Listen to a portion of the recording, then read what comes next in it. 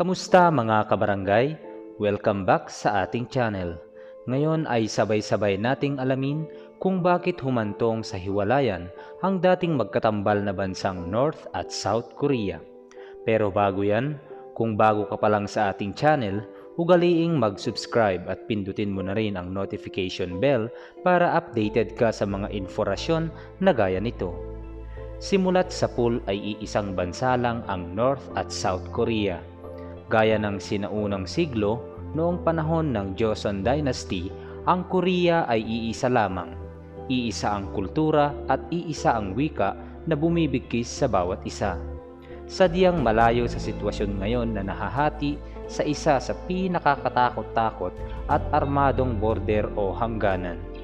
Ang tanong, ano nga ba ang nangyari? Bakit humantong sa hiwalayan ang North at South Korea? Taong 1894 hanggang 1895 kung saan sumiklab ang First Sino-Japanese War, digmaan sa pagitan ng Chino at Hapon upang malaman kung sino ang mangangasiwa sa bansang Korea. Sa kadahilanang moderno ang mga kagamitang pandigma ng Hapon, naging sunod-sunod ang kanilang panalo sa digmaan, kung kaya't pagsapit ng February 1895 ay humiling ang Qing Dynasty ng China ng kapayapaan.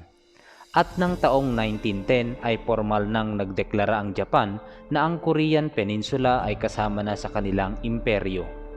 1945, malapit nang matapos ang World War II, napagtanto ng Allied Forces na sila ang kailangang mamahala sa mga lupaing nasakop ng mga Hapones kasama ang Korea. At dito ay magtatatag ang Korea ng sarili nilang gobyerno.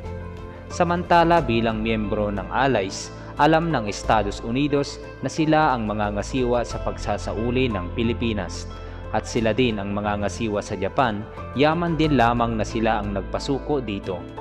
Ngunit nagdalawang isip ang Amerika kung sila din ba ang mangangasiwa sa Korea sa kadahilanang hindi nila ito prioridad at sa halip ay ang Union Soviet ang interesado dito. Matatandaan na nagbitaw ng atomic bomb noong 1945 ang Estados Unidos sa Hiroshima. Makalipas ang 2 araw ay siya namang pagdeklara ng Union Soviet ng pakikidigma laban sa Japan at nasakop nila ang Manchuria. Sa kabilang dako ay nagpadala din sila ng militar sa hilagang baybayin ng Korea. At dito na nga nagsimula ang tuloy-tuloy na pagpasok ng Union Soviet sa Korea. At dahil dito nabahala ang Estados Unidos na baka sakupin na ng Union Soviet ang buong Korea. Nag-atas ang Estados Unidos na maglagay ng hangganan o border sa nasasakupan at dito ay napagkaisahan nila Charles Von Steele at Dean Rusk na hatiin ang Korea gamit ang 38 parallel. Ito ang guhit sa globo na may sukat na 38 degrees pahilaga mula sa ekwador ng daigdig. Ito ang kanilang napagpasyahan dahil makikita nga namang halos pantay ang hatian sa Korea. At higit sa lahat ay mapapasakamay ng Amerika ang pinakamayamang syudad at kapital na Seoul. Sa hatiang ito ay wala ni isa ang kinonsulta at nakakapagtaka na biglang tinanggap ng Union Soviet ang pagkakahati ng Korea. Naisakatuparan ang hatiang ito sa pamamagitan ng General Order No. 1 kung saan ayon dito ay pangangasiwaan ng Amerika ang Japan pagkatapos ng digmaan. Pagsapit ng August 14 ay pinasok ng Union Soviet ang hilagang silangang Korea. Sa August 16 naman ay nakarating sila sa lupain ng Wonsan. At noong August 24 ay nakarating na ang Red Army ng Union Soviet sa Pyongyang. Sumuko ang mga tropang Hapones na nasa hilaga sa Union Soviet, habang ang mga Hapones na nasa timog ay sumuko naman sa Estados Unidos. Simula dito ay pumili ang mga partido politikal ng kanilang mga kandidato para sa bubuuing gobyerno sa Seoul. Ngunit ang karamihan sa mga kandidato ay kakaiba ang pananaw sa politika na nagdulot ng takot sa Estados Unidos. Dagdag pa rito, ang Amerika at USSR ay dapat mangangasiwa ng pambansang eleksyon noong 1948. Pero walang tiwala ang bawat isa sa kanila dahil gusto ng Amerika na maging demokratika ang Korea, ngunit ang Union Soviet naman ay gustong maging komunista. Kalaunan, inatasan ng Amerika ang anti-communist leader na si Syngman Rhee upang pamunuan ang Timog at prinoklama ang South Korea na ganap na itong isang bansa noong May 1948. At noong August ay iniluklok si Syngman Rhee bilang pinakaunang presidente ng South Korea. Kaagad niya namang inumpisahan ang paglaban sa komunista. Sa Hilaga naman, isang komandante ng Red Army ng Union Soviet ang inatasan bilang bagong pinuno ng North Korea, at ito ay sa katauhan ni Kim Il-sung. Nagsimula ito sa kanyang katungkulan noong September 9, 1948. Kaagad din naman niyang inumpisahan ang pagdurog sa oposisyon, lalo na ang mga nagsusulong ng kapitalismo. Kasunod nito ay ang pagbuhat ng kanyang sariling bangko at pagsisiwalat ng propaganda para sa kanyang sarili.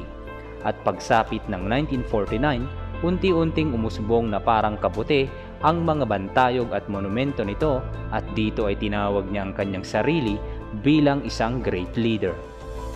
Umasa ang lahat na ang pagkahati ng Korea ay pansamantala lamang, at naniniwala sila na muli itong magiging isa.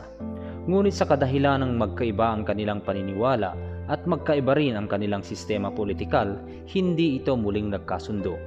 Kung kaya't taong 1948 ay nasangkot ang dalawang bansa sa marami at madugong komprontasyon at hidwaan sa kanilang border. At taong 1950, ang konfrontasyon sa border ay lumawak nang sakupin ng North Koreans ang South Korea, dahil sa kagustuhan ni Kim Il-sung na pag-isahin ang dalawang bansa sa ilalim ng komunista.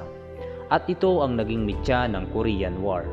Sa digmaang ito, halos 90% na ng South Korea ay nasakop na ng North Korea.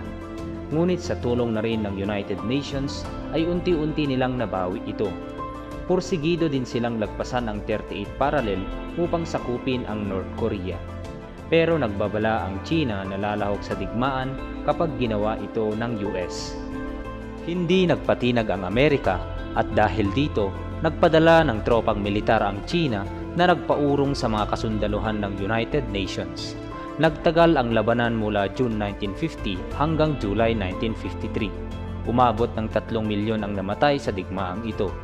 Pagdating ng 1953, nagkasundo ang dalawang panig sa tigil putukan at tinawag itong Korean Armistice Agreement na pinirmahan noong July 1953 na may layuning pahintuin ang labanan habang wala pang kasunduang pangkapayapaan.